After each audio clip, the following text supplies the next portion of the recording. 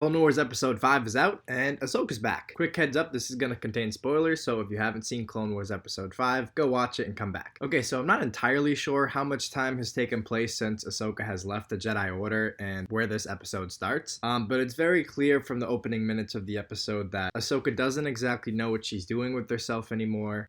The one life that she knew, she left behind, and with good reason, but she's kind of lost without that path. It seems like she's just kind of wandering around. She mentioned she doesn't have a lot of money and she's just kind of searching for a new purpose. And that's really sad to see because Ahsoka's such an awesome character and a badass Jedi. And to see her try and become something she isn't is sad. So she runs into this mechanic girl. That's what I'm going to call her because I don't remember her name, on the lower levels of Coruscant. And I really like whenever the show goes down to the more grimy, grittier parts of Coruscant because it gives us a new lens into the different parts of society in this world. Top side is it seems more of the wealthy upper class, high functioning society type people, but that's not everybody.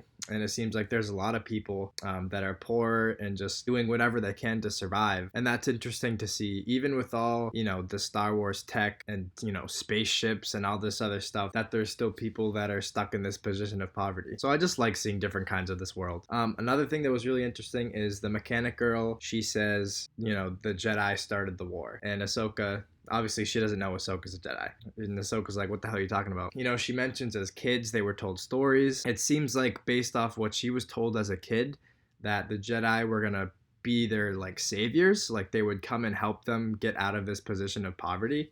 And when they didn't, that kind of shaped her perspective on them. But just in general, it's interesting to see us as an audience member, we see the line in the sand between the good guys and the bad guys, the Republic and the Separatists. But it's interesting to see from the everyday person, not everybody universally understands that or agrees with it. So it's just interesting to see that that different perspective of the war, just from an everyday person. It's very clear that Ahsoka's trying not to use the Force. The only time she does use it in this episode is in a situation where she didn't have a choice.